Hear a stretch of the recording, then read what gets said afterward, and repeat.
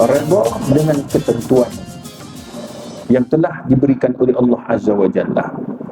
Tuan-tuan yang dikasihi sekalian, bila cakap tentang redha, kita tidak boleh dan tidak dibenarkan hanya redha tanpa usaha. Itu sebabnya Allah sebut, fa iza azamta fatawakkal 'ala Allah. Bila kau dah berazam, kamu dah berusaha, kamu dah buat segala-gala perkara untuk berjaya, barulah kita bertawakal. Bismillahirrahmanirrahim. Alhamdulillahirabbil alamin. Wassalatu wassalam ala rasulil karim wa ala alihi wa sahbihi wattabi'ina ila yaumiddin. Rabbi syrah li sadri wa yassir li amri wahlul 'uqdatam min lisani yafqahu qawli, amma ba'du. Assalamualaikum warahmatullahi wabarakatuh. Pertama sekali, kita bersyukur pada Allah Subhanahu wa taala kerana dengan izin dan limpah kurnianya, alhamdulillah, pada malam ini kita dapat sama-sama berada dalam rumah Allah Azza wa Jalla. Kita dapat sama-sama menghidupkan solat berjemaah di masjid, walaupun kita masih dalam PKPP. Kita datang dengan sejadah, kita datang dengan penutup muka dan macam-macam lagi. Segala kesukaran itu kita hadapinya dengan bijak, kita hadapi dengan tabah, kita hadapi dengan sabar, untuk kita sama-sama menghidupkan masjid atau rumah Allah Azza wa Jalla. Yang keduanya, kita dapat sama-sama menghidupkan salah satu daripada sunnah Nabi Muhammad sallallahu alaihi wasallam, yang kata Nabi, man salaka tariqan yaltamisu fihi ilma sahalallahu lahu tariqan bihi ilal jannah, atau kama qala. Sesiapa saja yang mempermudahkan urusan ilmu, Allah mudahkan urusan kita untuk masuk dalam syurga Allah Azza wa Jalla. Tuan-tuan, puan-puan yang dirahmati Allah, tajuk kita pada malam ini seperti mana yang telah diberikan kepada saya, redha dengan ketentuan yang telah diberikan oleh Allah Azza wa Jalla. Tuan-tuan yang dikasihi sekalian, bila cakap tentang redha, kita tidak boleh dan tidak dibenarkan hanya redha tanpa usaha. Itu sebabnya Allah sebut, fa iza azamta fatawakkal 'ala Allah. Bila kau dah berazam, kamu dah berusaha, kamu dah buat segala-gala perkara untuk berjaya, barulah kita bertawakal. Sebelum kamu nak mulakan sesuatu perkara itu dengan menyandarkan satu itu kepada qada dan qadar, kita kena buat sesuatu. Nak dapat anak, kita kena kahwin. Tak boleh berzina. Kalau berzina, bila tanya kenapa awak berzina? Oh, saya berzina ni sebab sudah qada dan qadar Allah. Tak boleh. Sebab kamu dah iftira 'ala Allahil kadhib. Kamu dah sandarkan penipuan itu kepada Allah Azza wa Jalla. Bila tengok kita tak kaya, bila tengok kita tak ada duit, bila tengok kita tak ada kerja, tanya kenapa kamu tak kerja? Ini qada dan qadar Allah. Tak boleh. Jangan kita mudah menjadikan qada dan qadar itu sebagai jalan untuk kita lepaskan tanggungjawab kita kat dunia. Tak boleh. Sebab itu Nabi kata apa? Ad-dunya mazra'atul akhirah. Dunia persediaan untuk sampai akhirat. Jadi KPI kita akhirat. Jadi nak sampai ke akhirat itu, kita kena atur strategi macam mana aku nak berjaya dekat dunia ni. Oleh sebab itu, tuan-tuan yang dikasihi sekalian, kita kena lihat kepada qada dan qadar itu. Kena faham betul-betul apa maksud redha. Contoh, hari ni bila berlakunya penyebaran COVID, wabak dekat beberapa buah negeri, daripada Kedah, Sarawak, Semalam saya dipaham bentang satu kertas hukum plasma darah di hadapan semua mufti-mufti seluruh Malaysia, termasuk Sahibus Samahah Datuk Tamiz ada juga bersama dengan kami. Jadi masa kita bentang tu ada beberapa orang mufti tak datang. Antaranya sahabat kami Sahibus Samahah Datuk Kipli, Mufti Negeri Sarawak. Sahibus Samahah Mufti Negeri Kedah. Bila saya tanya kenapa tak datang Datuk? Oh, saya tak datang sebab kita nak jaga, nak pastikan agar COVID tu tidak menyebar. Walaupun kami negatif, kami tak kena, tapi kita nak jaga-jaga. Kami nak elak.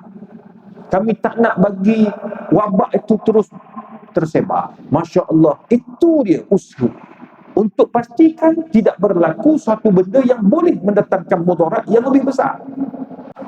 Dekat airport mungkin boleh kena, lepas tu nak datang pula kena kuarantin 14 hari. Semua itu akan mendatangkan masalah sebab masa dah sampai dekat situ akan berkumpul semua mufti-mufti pula.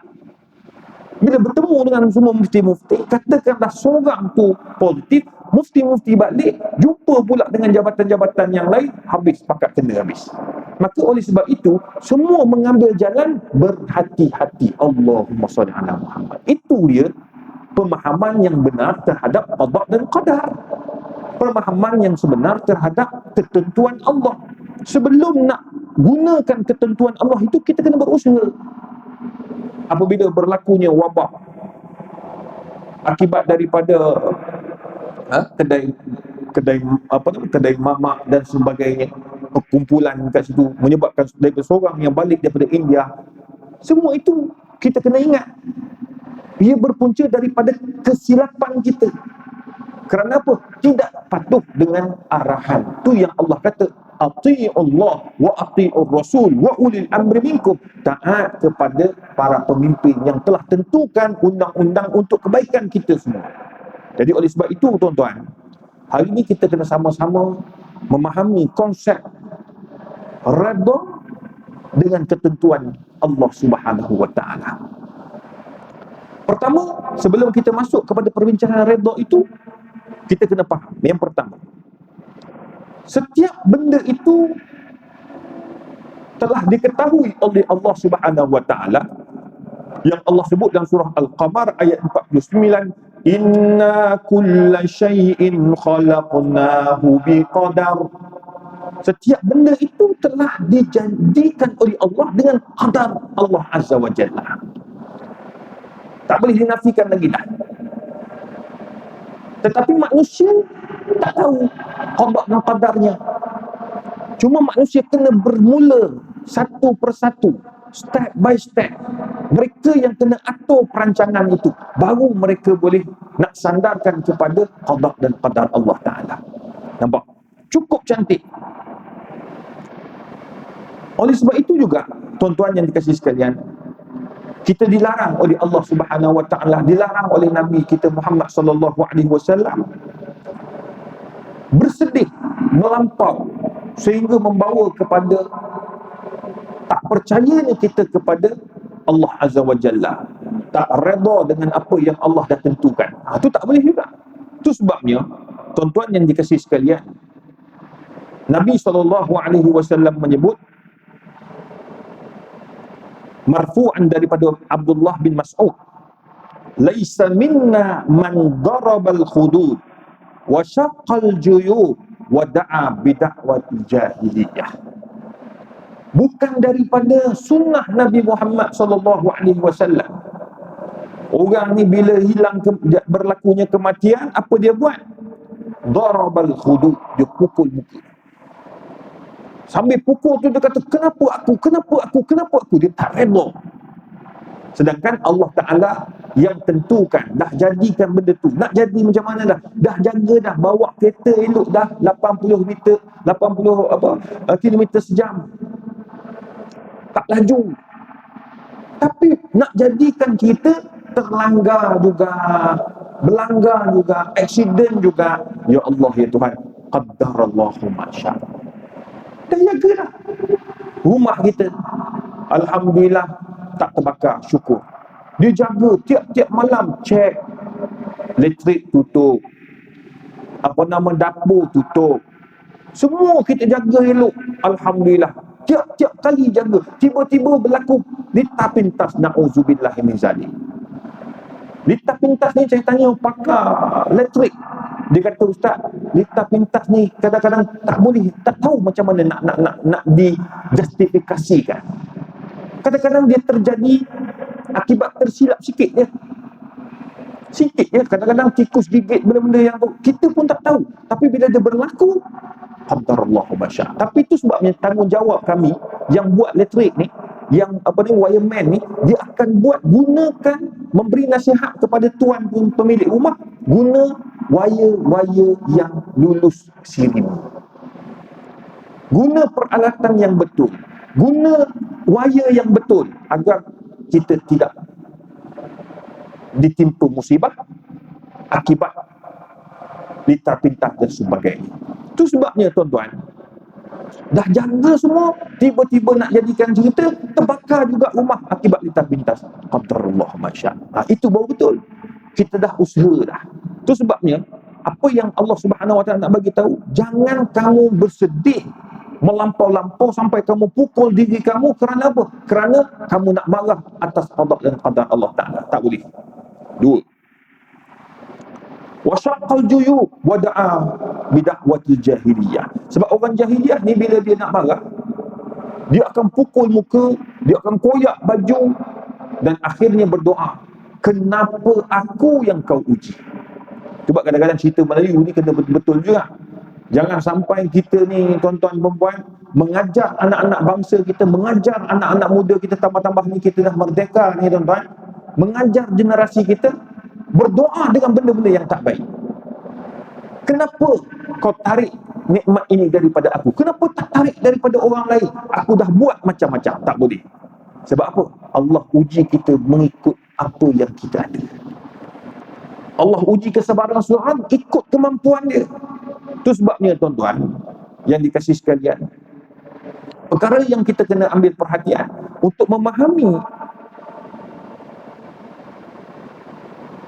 redha dengan ketentuan Allah ini, ada beberapa garis panduan yang telah ditentukan oleh Allah Azza wa Jalla, ditentukan oleh para ulama. Yang pertama yang perlu kita ambil perhatian sebelum nak sampai ke redha tu, apa dia? Yang pertama, husnuzan billahi Azza wa Jalla. Kita kena sentiasa baik dengan Allah Ta'ala. Maksud baik itu baik sangka. Asa an takrahu syai'an wa huwa khairul lakum. Kadang-kadang apa yang kau tak suka itulah sebenarnya Allah nak tentukan, nak bagi yang terbaik kepada kamu. Allahumma salli ala Muhammad. Kadang-kadang berlaku perceraian. Ada orang kata, ustaz, kenapa sekarang? Kenapa Allah tak tunjukkan kat saya suami yang lebih baik, yang masa-masa nak kahwin tu perangai suami yang sebenar? Kenapa dah kahwin baru Allah tunjukkan? Kenapa Allah buat saya macam ni? Saya datang masjid selalu, saya semayang tak tinggal, ustaz. Saya Masya Allah buat semua yang Allah suruh. Tapi kenapa ya Allah kau bagi ke aku? Sebenarnya Allah nak bagi kehidupan yang lebih baik kepada kamu. Asa an takrahu syai'an wa huwa khairul lakum. Tahu tak apa kelebihannya? Saya selalu jumpa orang-orang yang putus asa, tuan-tuan. Macam-macam, lelaki kena tinggal dengan isteri kena tinggal dengan suami. Jumpa ni.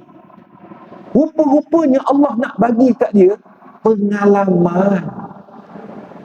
Itu yang dinamakan pengalaman yang tak ada dalam kitab. Saya pensyarah universiti, saya tak jumpa benda ni dalam kitab. Tetapi pengalaman itulah guru yang paling mahal, tuan-tuan perempuan. Paling mahal. Kita kenal seseorang, jangan tengok pada fizikalnya saja, tetapi kena tengok banyak perkara. Bila dia dah melalui pengalaman ini, barulah dia jumpa suami selepas itu, suami yang sangat-sangat prihatin dan sayang kepada dia. Tengok, asa an takrahu syai'an wa huwa khairul lakum. Memang kau tak suka benda ni berlaku pada kamu, berlaku perceraian, masa bercerai anak sampai 2, 3. Lepas tu suami pula tak bagi nafkah. Tapi nak jadikan cerita, dapat suami yang lebih baik selepas itu, yang sangat prihatin, yang sangat amanah, yang bagus, yang berakhlak, memahami antara each other, tolong menolong dalam kehidupan. Akhirnya jumpa sebalik saya, dia kata apa? Alhamdulillah Ustaz, patutlah Allah bagikan saya kedukaan di awal hidup, Allah bagikan kesenangan di akhir hidup. Allah, tengok. Cuba baik sangka dengan Allah. Allah ni dia nak bagi yang terbaik kat kita. Cuba pengalaman itu kita anggap, Masya Allah, kau uji aku ya Allah, kau nak bagi pengalaman pada aku. Pengalaman. Saya, Allah uji. Pengalaman. Belajar daripada pengalaman. Tuan-tuan, Allah kita ni tuan-tuan manusia. Zaman makin moden. Teknologi makin moden. Jadi bila dah teknologi makin moden ni tuan-tuan, kita naik kereta, kalau tak pakai seat belt, dia akan bunyi, betul tak? Lagi mahal kereta tu, lagi kuat bunyi dia. Tak berhenti dia. Ting, ting, ting, sikit mula, slow je. Tenang jiwa kita dengar. Ting, ting, ting, ting, ting, ting. Oh tak boleh tuan-tuan. Jadi serabut otak pula dah. Mula-mula tenang, makin serabut. Lah kali orang buat macam mana? Tak nak bagi bising, dekat kedai aksesori ni pula, dia jual pula ni. Yang apa? Stopper tu. Stopper tu letak prak gitu. Terus tak bunyi sampai kiamat. Tapi ingat, pengalaman saya. Alhamdulillah saya ni bukanlah nak kata baik. Ni sebab JPJ tengok, aku kena bagi tahu elok-elok sikit lah. Bukan nak kata baik. Selalunya pakai, kadang-kadang tak pakai. Gitu. Time malas ni nak turun keluar, kita tarik seat belt letak kat belakang. Betul tak? Kita duduk atas seat belt, patut seat belt ke depan. Tapi tuan-tuan, pengalaman Allah ajar 2018 mengenangkan saya sampai bila-bila, tuan-tuan. Menyebabkan saya ni dengan seat belt, saya nak pergi depan kedai rumah, depan rumah pun saya akan pakai seat belt. Walaupun kereta tu tak bunyi apa-apa. Kelisa memang tak bunyi. Tahun 2005 lagi kelisa, tak bunyi je. Bang, pergi pun pakai bang. Tak.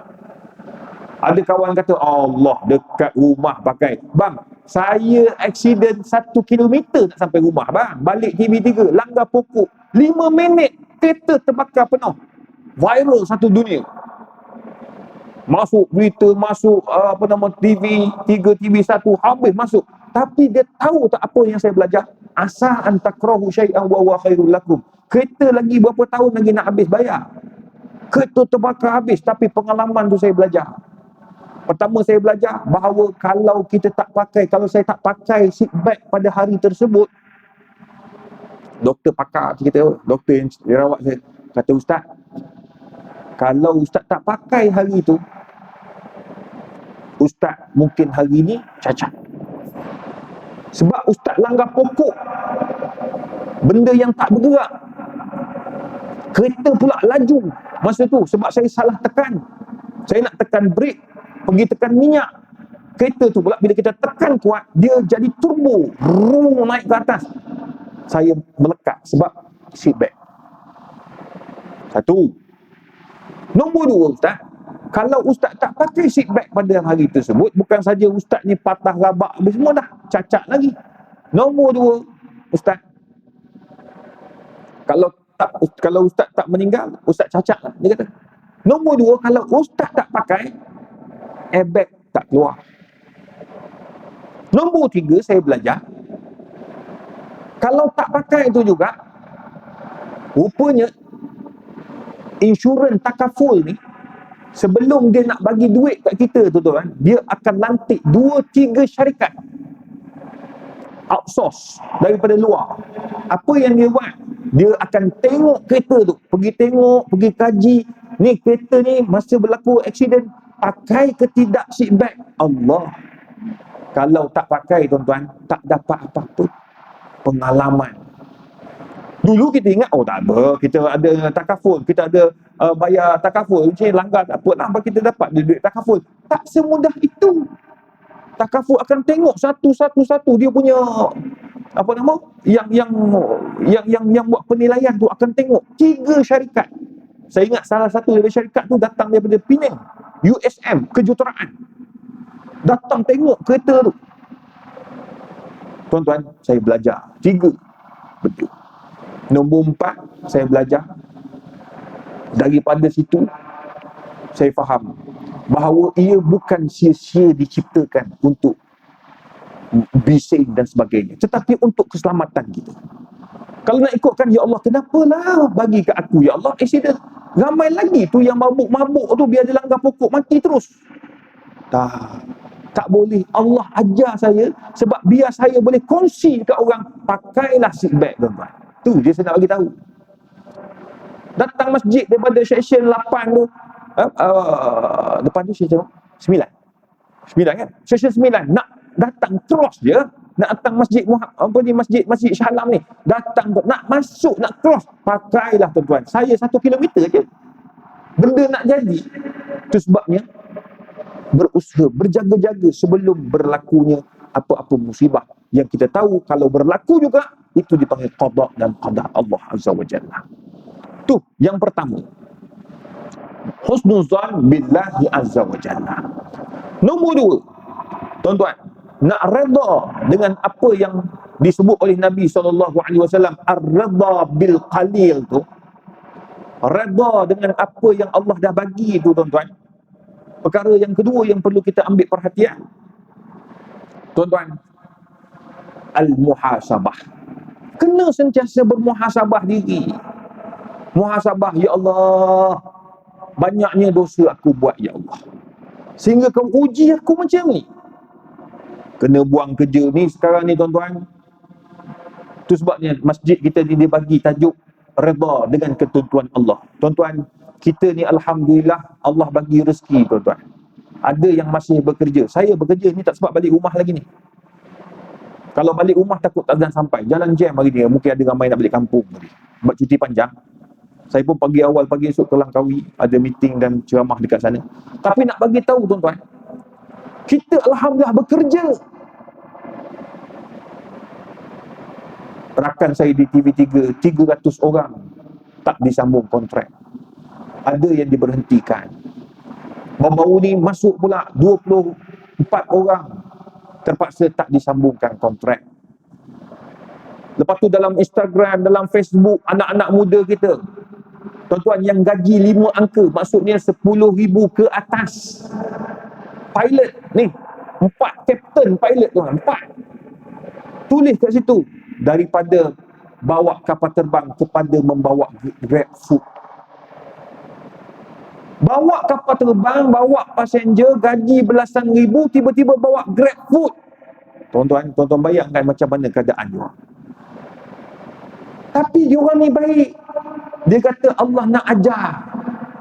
Tengok. Tadi balik pada husnuzan billah tu. Yang kedua ni muhasabah. Dia muhasabah, dia kata, ya Allah, tengok, budak-budak muda ni bagus. Dia dah jadi geng masjid, dia belajar, dia rapat dengan ustaz-ustaz, sentiasa menuntut ilmu. Orang muda sekarang ni luar biasa. Dia orang dah tak tengok dah mengarut, dia banyak tengok dalam Facebook, YouTube, macam-macam. Dia tulis kat situ, Allah didik saya. Daripada seorang kapten bawa kapal terbang kepada bawa Grab food.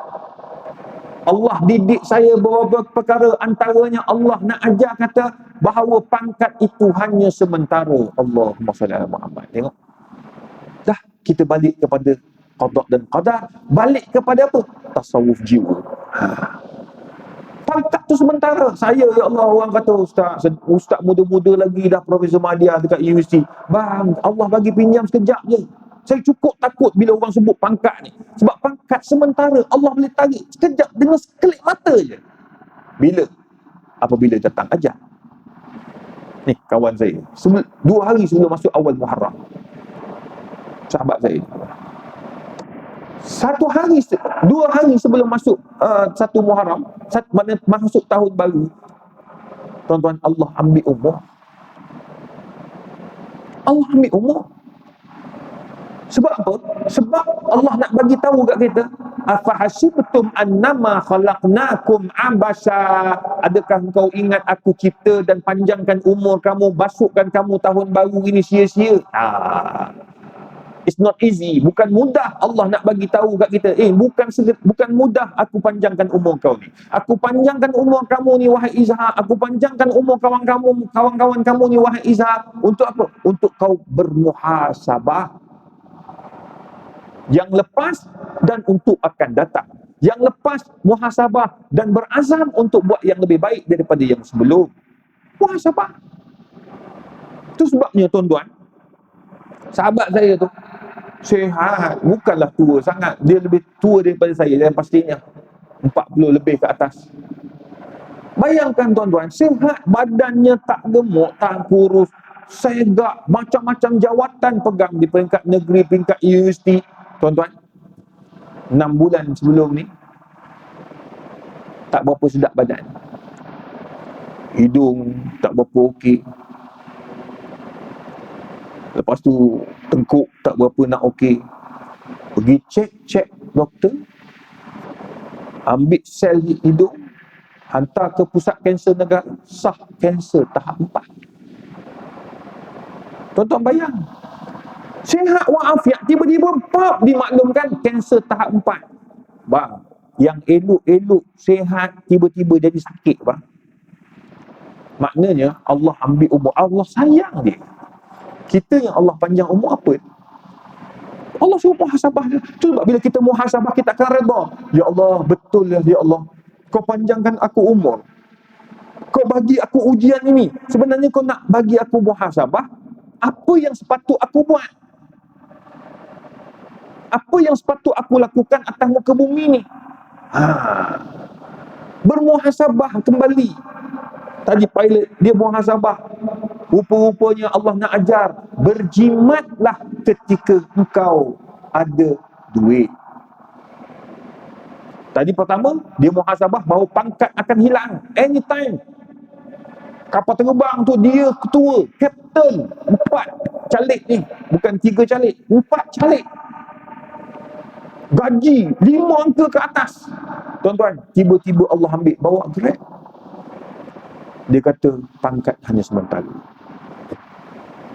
Nombor 2, dia muhasabah bahawa bila ada duit, simpan. Jangan joli, sebab kita tak tahu apa yang akan berlaku fi mustaqbalik, di masa depan kamu.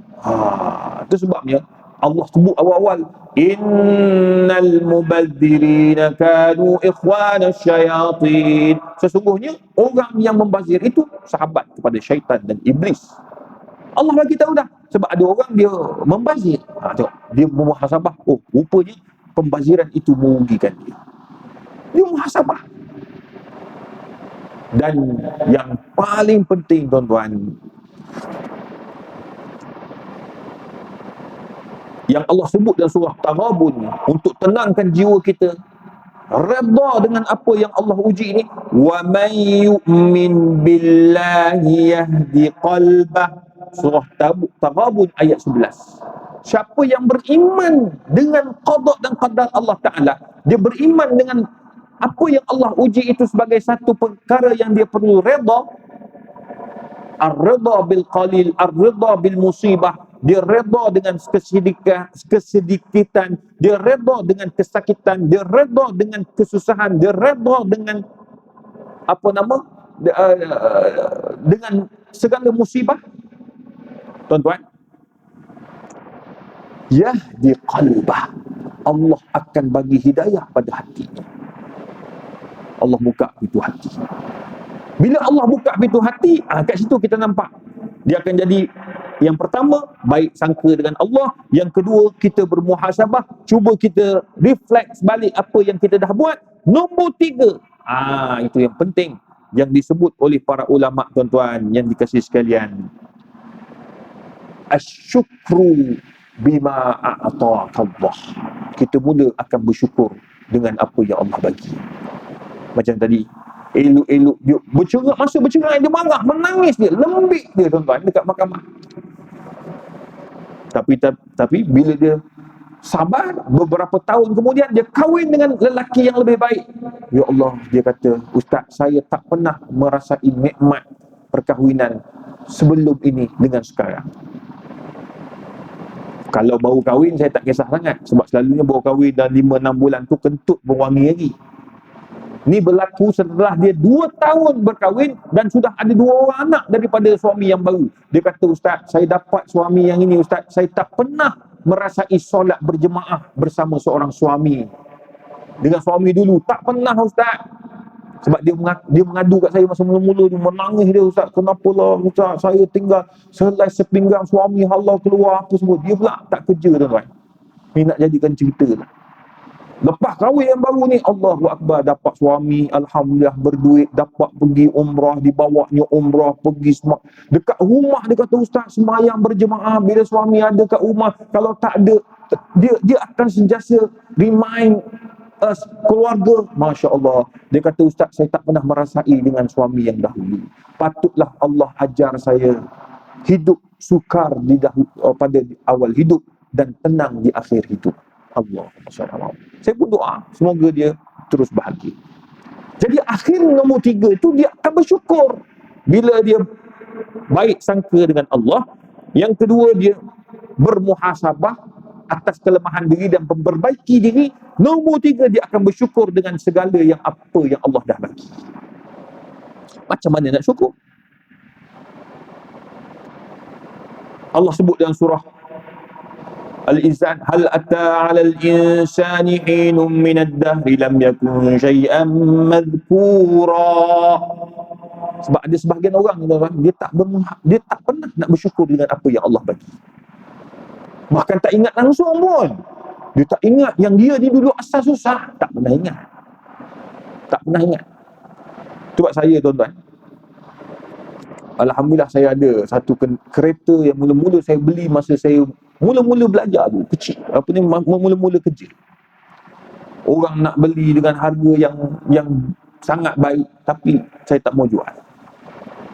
Saya kata, inilah yang akan ingat saya kepada satu zaman masa saya buat masters, naik motor, hujan lebat, singgah di bawah satu teduhan, tunggu sampai hujan berhenti. Ingatkan hujan tu hanya 5 minit, 10 minit, rupanya 1 jam lebih. Basah kuyuk, buku basah. Ingat zaman susah. Nak pergi beli sebab tak nak susahkan mak ayah, tak nak susahkan mak bapak mertua. Isteri tak pernah naik motor dalam hidup dia. Kahwin dengan saya naik motor, siap bawa baby lagi kat Bandar Baru Bangi. Ingat lagi masa tu tengah buat masters. Kita mula dengan susah. Adakah kamu nak rasa kamu sekarang senang? Kamu kata aku tak pernah susah. Ini yang Allah kata, hal ata 'alal insani hinun minad dahri lam yakun syai'an mazkura. Satu hari kamu akan datang satu zaman manusia ni dia tak ingat yang apa berlaku zaman dia sebelum ini. Dah berpangkat besar, saya dia tu. Semua orang lain salah. Bila anak kita bercinta dengan orang susah, bang, kita asal susah. Kita asal susah, jangan sombong. Kadang-kadang yang susah itu kita tak tahu akhirnya menjadi senang. Cuba tengok orang-orang hebat yang berjaya. Bukan orang susah. Tan Sri Syed Mokhtar Al-Bukhari bukan orang senang daripada awal. Daripada mula, dia mula dengan kesusahan. Arwah almarhum Tan Sri Nasimuddin Nazar World hari ini mula dengan susah membina empire Nazar World. Tan Sri itu tuan-tuan, kalau kita kaji orang-orang berjaya ni semua bermula dengan kesusahan. Tapi alhamdulillah, ni yang dikenali dekat Selangor ni, Datuk Rahman Brothers, bermula dengan orang susah. Dia kata, saya mula dengan susah, Ustaz. Dia orang Kedah. Dia cukup suka kalau jumpa Ustaz tu. Dia cerita pengalaman dia, jangan sombong bila kita dah kaya. Kena banyak membantu. Allah bagi tu, Allah suruh bagi balik. Allahu Akbar. Tuan-tuan, ini kadang-kadang kita belajar. Jadi macam mana kita nak bersyukur? Agar kita redha dengan apa yang Allah bagi. Pertama, asyukru bil ilm. Bersyukur dah dengan ilmu. Sebab bila kita ada ilmu, Ya'lamu bi anna hadhihi ni'am min Allah azza wa jalla. Sebab kamu akan merasai bahawa semua nikmat yang Allah bagi ni datang daripada Allah, bukan datang daripada kamu. Kamu hanya mengatur saja, berusaha saja. Orang kata, ustaz macam mana? Tak faham saya, ustaz. Ni bahasa mantik sikitlah. Mudah macam inilah. Ramai orang dia jual nasi lemak. Tak. Sana jual nasi lemak, sini jual nasi lemak, depan nasi lemak, belakang nasi lemak. Tapi kenapa nasi lemak kita tu ramai orang nak beli? Kenapa nasi lemak kita itu laku luar biasa? Kerana usaha kita. Usaha kita nak memastikan yang kita tidak menipu dalam jual beli, yang Nabi kata man ghasyana falaysa minna. Kita tak menipu. Bila kita buat nasi lemak, buat betul-betul. Nasi tu memang betul-betul lemak. Itu nama nasi lemak. Ini tak rasa nasi. Nasi ni lemak ke tidak? Satu. Sambal. Sambal betul-betul sambal. Telur betul-betul telur. Bukan telur belah 18. Ini tengok telur ke tak hancur dah, tak tahu mana dah telur. Bercampur dengan nasi dah. Bang, telur tu janganlah kedekut sangat. Paling-paling pun kau potong 4 cukup lah. Ustaz, banyak tu ustaz. Allah, niat bagi orang makan. Allah buka pintu rezeki. Tuan-tuan tengok yang laku-laku tu, telur ada ke tak ada? Bang, telur ada bang. Nasi lebih. Nasi dia lemak, sambal dia sedap. Ini sambal tengok tak? Mana sambal? Sambal warna pink, apa cerita lah? Betul tak? Pergi kedai tu, sedap teh tarik dia. Kenapa teh tarik dia sedap? Sebab dia tak kedekut. Dia guna teh yang betul. Saya ni kawan dengan Dr. Farid Ravi. Tu belajar tuan-tuan. Saya kawan Farid Ravi ni tuan-tuan. Dia punya hebat, dia dua benda yang saya tabik dengan dia. Walaupun pangkat dia besar, dia tak sombong. Dia ahli majlis agama Islam negeri Selangor. Disebabkan performan bagus, Sultan Pahang lantik pula. Dia bukan anak Pahang, lantik pula. Jadi ahli majlis agama Islam negeri Pahang. Jaga mualaf pula. Sama macam negeri Selangor. Tuan-tuan, bagusnya dia ni tuan-tuan. Dia cerita tadi. Sebab dia suka buat makan juga, dia masak. Kalau pergi makan kedai mamak tu, mamak semua angkat tangan je ya. Bayangkan kalau kita pergi makan kari kepala ikan, pergi makan dengan dia kan. Jangan risau. Mamak akan cakap kat dia, ustaz duduk. Kari kepala ikan sekejap datang. Sekejap datang. Saya kata kenapa sekejap datang? Pergi ambil kat situ lah. Tak. Bos dia masuk masak lain untuk dia. Wah, itu hebat dia. Itu kita tak dapat. Sebab dia punya bahasa sama. Dia cakap ni. Sekejap datang. Kalau kita pergi sendiri tak ada. Situ sendiri pilih. Kita ambil sendiri, dia lain. Lepas tu Ustaz Farid ni pula, dia komen. Kalau tak sedap dia akan bagi tahu. Buat balik. Ini tak cukup, itu tak cukup. Dia siap bagi tahu lagi tak cukup. Sebab dia punya teh tarik sedap. Bila tanya Ustaz Farid, kenapa ada teh tarik yang sedap, ada teh tarik yang tak sedap? Dia pun cerita, teh tarik ni bukan hanya ada susu saja, susu pekat saja, dia kena ada susu cair. Gula rasanya tak ada, rasanya tak ada senarai rasanya. Lepas tu dia punya teh tu mesti teh yang elok.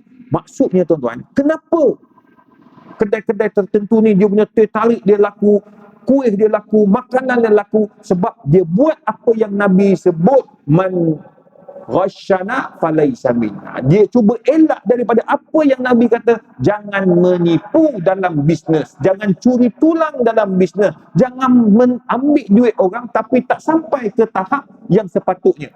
Tuan-tuan, barulah kita akan dapat asyukru bil ilmi, syukur dengan ilmu. Begitu cukup, oh alhamdulillah. Disebabkan usaha, disebabkan apa yang aku buat, Allah buka pintu hati orang untuk beli dengan aku. Redha dengan ilmu.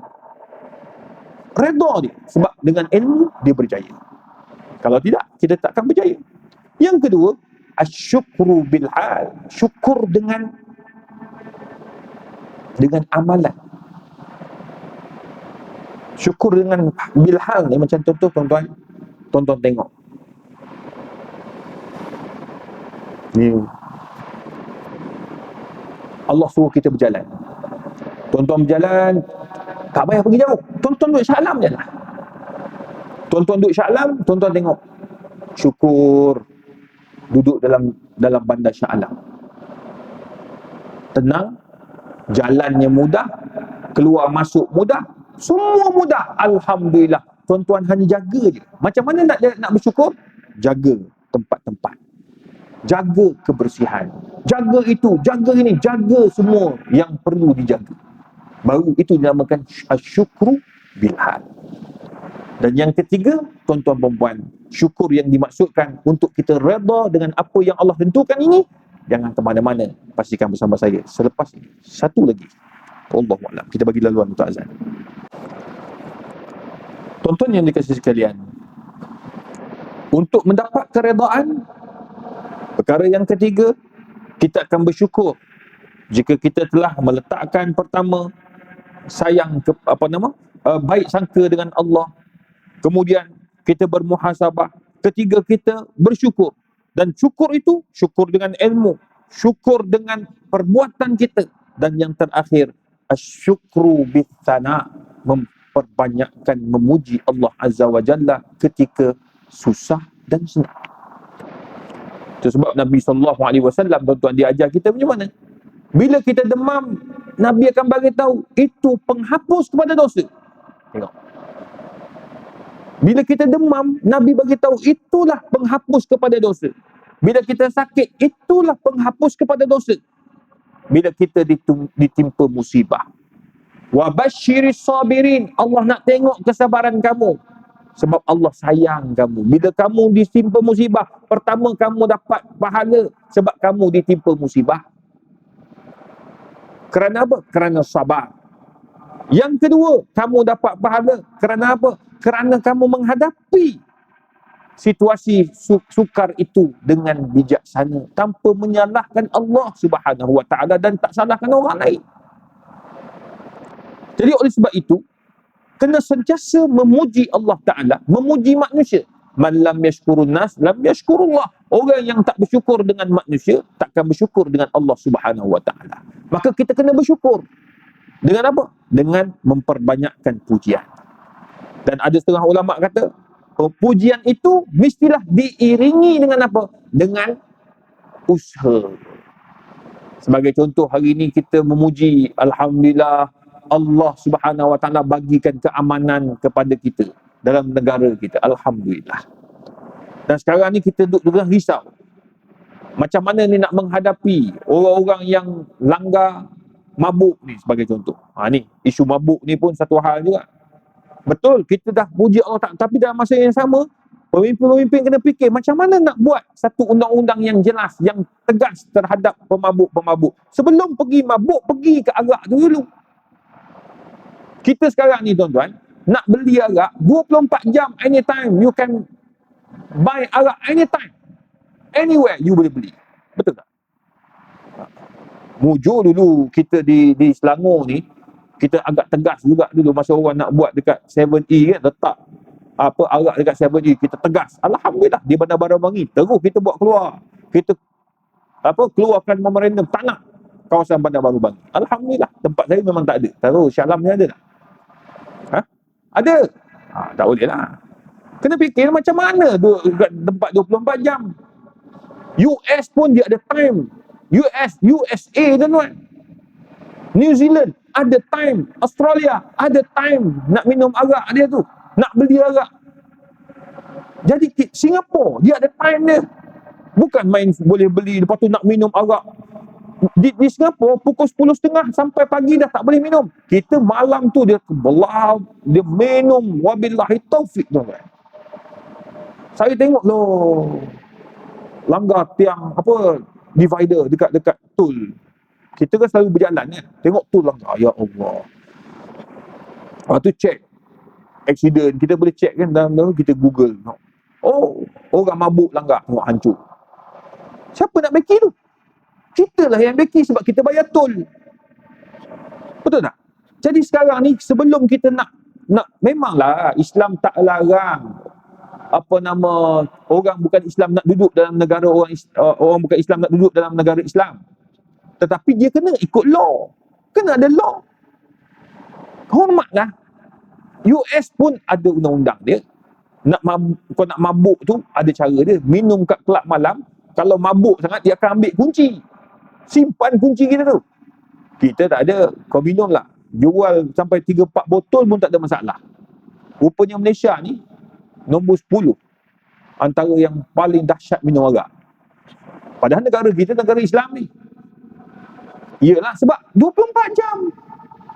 Tu sebabnya tuan-tuan, nak memuji-puji juga, tapi pada masa yang sama penambahbaikan perlu dilakukan. Baiki, tu sebab dia kena ada ulama, kena ada pemimpin, kena ada orang yang sentiasa menegur. InsyaAllah kalau semua itu ada, kita akan dapat sama-sama menghadapi kesukaran, dugaan dengan penuh keyakinan insya-Allah. Dan yang paling penting, tuan-tuan dan puan yang dirahmati Allah, redha itu perlu. Jangan pula nanti kan, dah kena langgar dengan mabuk, redha je lah. Tak boleh. Kita kena berusaha. Buat satu undang-undang yang jelas.